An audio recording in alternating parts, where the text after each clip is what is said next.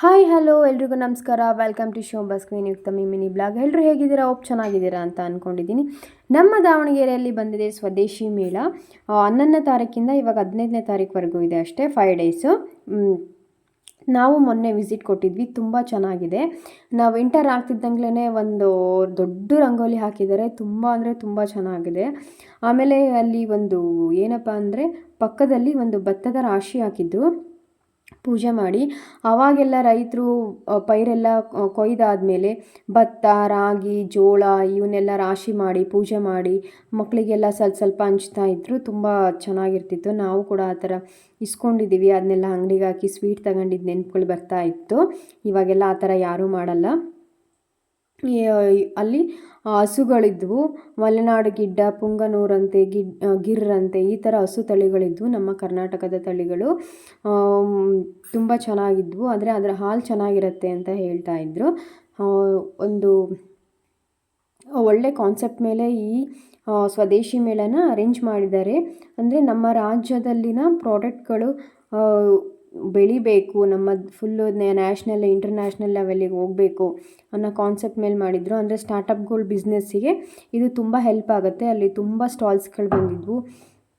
Book stall, ಮಕ್ಕಳು ಆಟಾಡೋ ಆಟಿಕೆಗಳ stall, ಆಮೇಲೆ ಫುಡ್ಡಿಂದು, ಆಮೇಲೆ ಸೋಪ್ಗಳು, ಇಯರಿಂಗ್ಸು, ಬಟ್ಟೆಗಳು, ಬ್ಯಾಗ್ಗಳು, ಬೆಡ್ಶೀಟ್ಗಳು, ಕಡ್ಡಿ ಚಾಪೆಗಳು, ತುಂಬ ಸ್ಟಾಲ್ಗಳಿದ್ದಾವೆ. ಕಡ್ಡಿ ಚಾಪೆಗಳಂತೂ ತುಂಬ ಚೆನ್ನಾಗಿದ್ವು.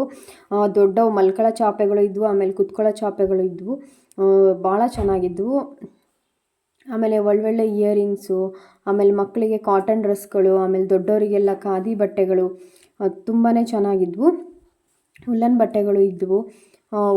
ಆಮೇಲೆ ಉಪ್ಪಿನಕಾಯಿ, ಆಮೇಲೆ ಎಳ್ಳೆಣ್ಣೆಯಿಂದ ಮಾಡಿರೋ ಪುಳಿಯೋಗರೆ, ಶೇಂಗಾ ಎಣ್ಣೆ, ಗಾಣದಲ್ಲಿ ಮಾಡಿರೋ ಶೇಂಗಾ ಎಣ್ಣೆ. ಆಮೇಲೆ ಏನಪ್ಪ ಅಂದರೆ ಇದು ರಾಸಾಯನಿಕ ಅಲ್ಲ, ಎಲ್ಲ ಕೆಮಿಕಲ್ ಫ್ರೀ, ಎಲ್ಲ ಸಾವಯವ ಗೊಬ್ಬರ ಯೂಸ್ ಮಾಡಿ ಮಾಡಿರೋ ಪ್ರಾಡಕ್ಟ್ಗಳೇ ಇದ್ದವು. ಭತ್ತಗಳು, ಜೋಳ ಎಲ್ಲ ಅಲ್ಲಿ ಸ್ಯಾಂಪಲಿಗಂತ ಇಟ್ಟಿದ್ದರು. ಆಮೇಲೆ ನಾವು RCC ಮೇಲೆ ಬೆಳೆಸೋ ತರಕಾರಿಗಳು, ಹೂವಿನ ಗಿಡಗಳು, ಸೊಪ್ಪುಗಳು ಕೂಡ ತುಂಬ ಅಂದರೆ ತುಂಬ ವೆರೈಟೀಸ್ ಇದ್ದಾವೆ.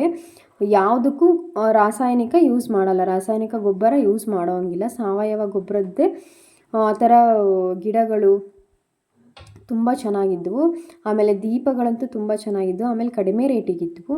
ಅಲ್ಲೇ ಮಡಿಕೆ ಮಾಡೋರು ಅಲ್ಲೇ ಇದ್ದರು, ಅವರೇ ಮಾಡಿ ತೋರಿಸ್ತಾ ಇದ್ದರು, ಅವರೇ ಅಲ್ಲೇ ಮಾಡಿಕೊಡ್ತಾ ಇದ್ದರು. ಅವ್ರು ಹೇಳಿದರು, ಈ ಥರ ಎಲ್ಲ ಸ್ಕೂಲ್ಗಳಿಗೆಲ್ಲ ವಿಸಿಟ್ ಮಾಡಿಸ್ಬೇಕು, ನಮ್ಮ ಮಕ್ಕಳಿಗೆಲ್ಲ ಇದು ತಿಳಿಯುತ್ತೆ ಅಂತ ಹೇಳ್ತಾ ಇದ್ದರು. ಮುಂದೆ ಮಕ್ಕಳ ಭವಿಷ್ಯಕ್ಕೆ ಇದು ಒಳ್ಳೆಯದು, ನಾವು ಪ್ಲಾಸ್ಟಿಕ್ ಕಪ್ಪು, ಪ್ಲಾಸ್ಟಿಕ್ ತಟ್ಟೆ ಯೂಸ್ ಮಾಡೋ ಬದಲು ಈ ಥರ ಮಡಿಕೆಗಳನ್ನು ಯೂಸ್ ಮಾಡಿದರೆ ಒಳ್ಳೆಯದು ಅಂತ ಹೇಳ್ತಾ ಇದ್ದರು.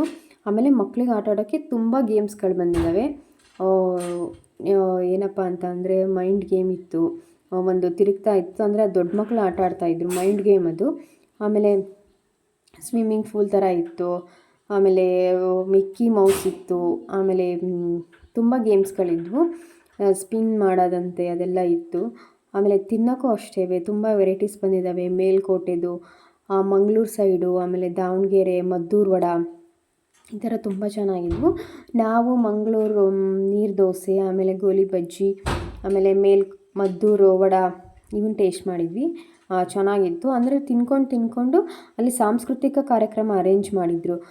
MSN ಮೂರ್ತಿಗಳು, ಅಂದರೆ MS ನರಸಿಂಹಮೂರ್ತಿ, ಹಾಸ್ಯ ದರ್ಬಾರು, ಈ ಥರ ಎಲ್ಲ ಕಾಮಿಡಿ ಶೋಗಳು ಬರ್ತಾರಲ್ಲ ಅವ್ರು ಬಂದಿದ್ದರು. ಆಮೇಲೆ ಗುಂಡೂರಾವ್ ಅವರಿದ್ದರು, ದಿನೇಶ್ ಗುಂಡೂರಾವ್ ಅವರು, ಮತ್ತು ಇನ್ನೊಬ್ಬರು ಬಂದಿದ್ದರು. ತುಂಬ ಚೆನ್ನಾಗಿ ಮಾತಾಡಿಸಿದ್ರು. ನಾವು ಒಂದು ಫೋಟೋ ತೆಗೆಸ್ಕೊಂಡ್ವಿ, ತುಂಬ ಚೆನ್ನಾಗಿತ್ತು. Thank you.